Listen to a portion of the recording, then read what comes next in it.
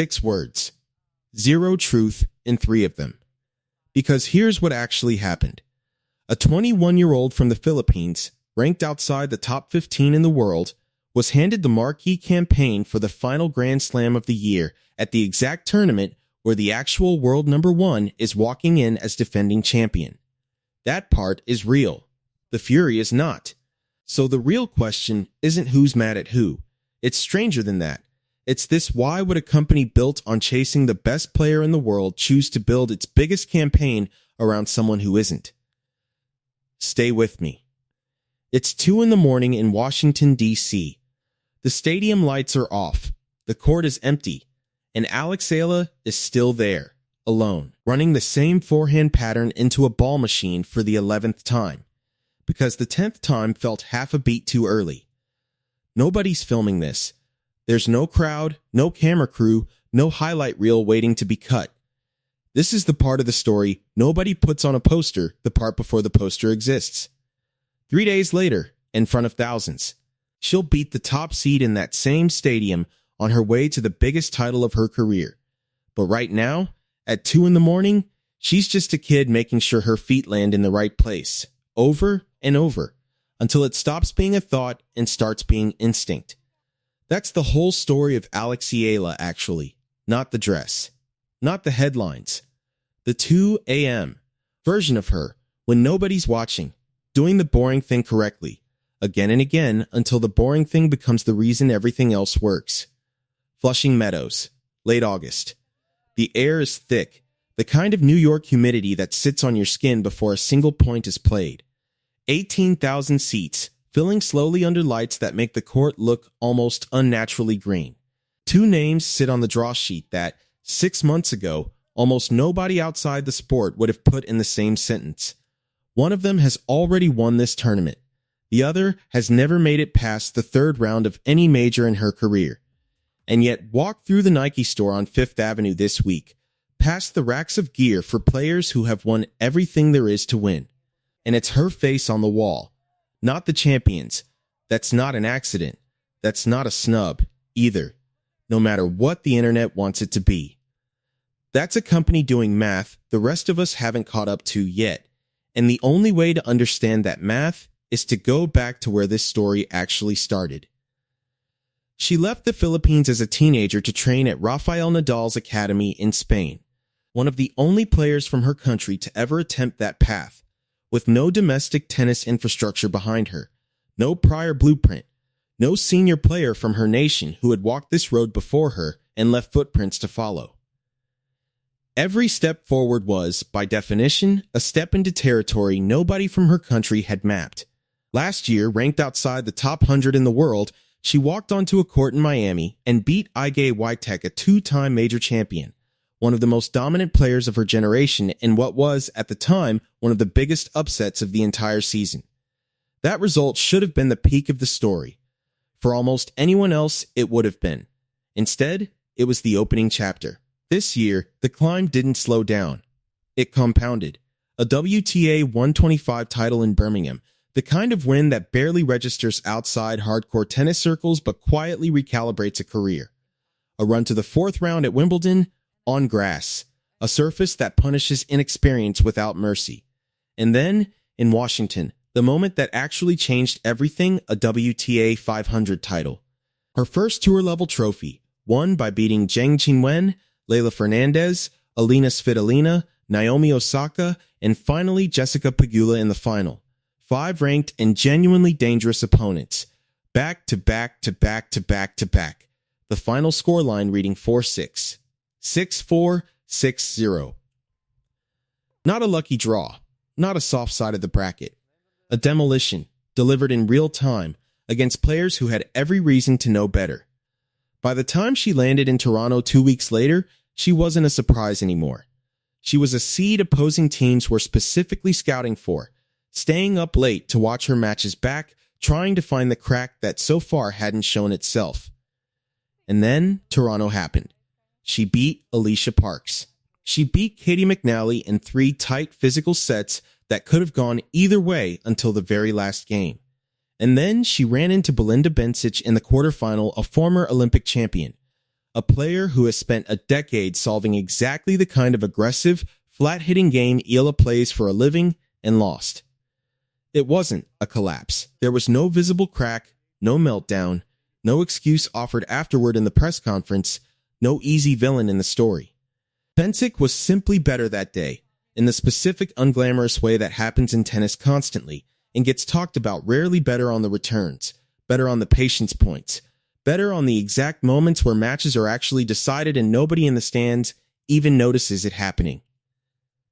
Eala walked off that court having lost a quarterfinal, and somehow walked into the next 2 weeks bigger than she had ever been in her career.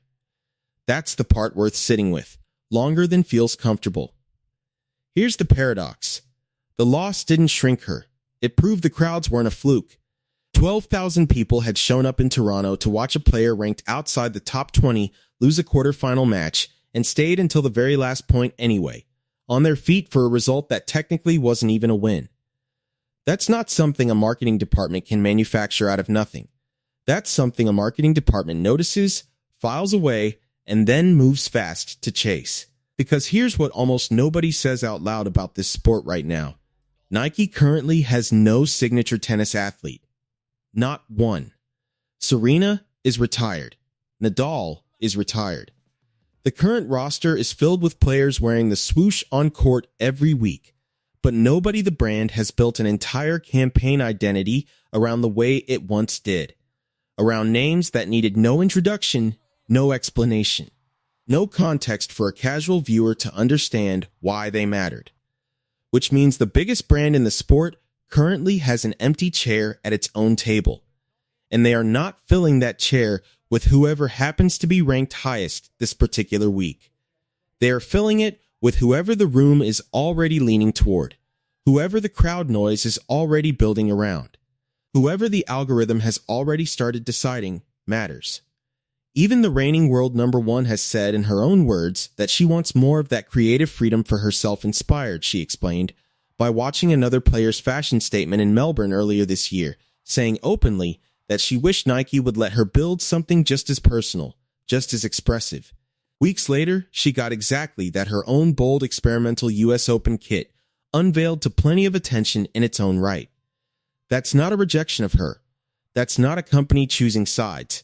That's a brand stretching in two directions at once, betting on established dominance with one hand while betting on emerging gravity with the other. Because it is finally understood that those are two different currencies now. Rankings measure one, attention measures the other. And for the first time in modern tennis, they don't automatically point to the same person anymore. This is where the story stops being about a dress at all. Because the crowds following Alex Eala aren't following a ranking number. Go back through this year's tournaments, and you'll find them everywhere. Packed sections in Melbourne, entire blocks of blue and white filling stands in Toronto, message boards lighting up at odd hours across time zones, watch parties stretching from Manila to the Middle East, all following a career that started with no country's tennis history behind it to lean on. When fans voted her one of the standout stars of an entire tour swing this summer, it wasn't close, and it wasn't a regional courtesy vote either.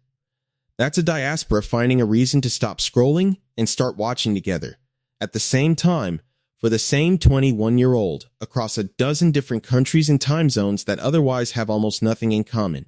And the stakes underneath all of it are real, not symbolic, not just a nice story to tell.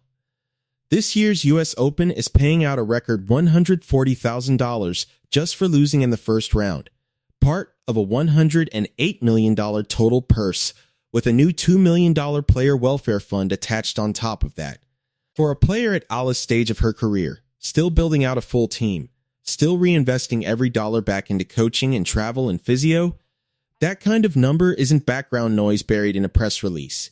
It's the difference between surviving a season and actually building one properly, year over year, without financial strain forcing decisions that have nothing to do with tennis. Every match from here forward carries real financial weight layered on top of everything else already riding on it. But don't mistake any of this for a finished product, because it isn't one yet. She's 21.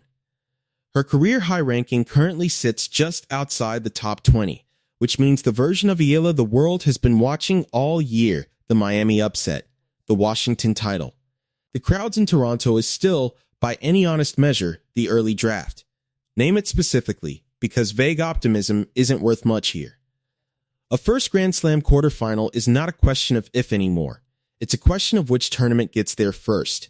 A top 10 ranking, at her current trajectory and given how young she still is relative to her results, is realistic inside the next 18 months, not some distant hypothetical. In a maiden major final, the kind of run that turns a rising player into a permanent fixture at the top of the sport rather than a feel-good story is not a fantasy scenario for someone with her ceiling. It's the obvious next chapter, if the 2 a.m. version of her keeps showing up the way she has all year. That's the uncomfortable part for anyone still measuring her by this week's ranking number. The number is lagging behind the player, and it has been for a while now. So here's the truth underneath the headline that started all this. Nobody was furious. Nobody was snubbed. A brand simply looked at two different kinds of Power 1 already sitting in the trophy case, finished and undeniable, and one still being built in real time, unfinished and rising, and decided there was room to bet on both at once. The world number 1 already has her story. It's complete, for now, sitting in a cabinet, needing nothing more added to it to be understood. Alex Eala's story is still being written at 2 in the morning, on an empty court, by a kid who hasn't decided yet how big this actually gets. That's the one worth watching. So tell me, where were you when you first heard her name? Drop it in the comments, because in a few years, that's going to matter more than you think. In a few years, when everyone knows this name you'll want a record of when you knew first.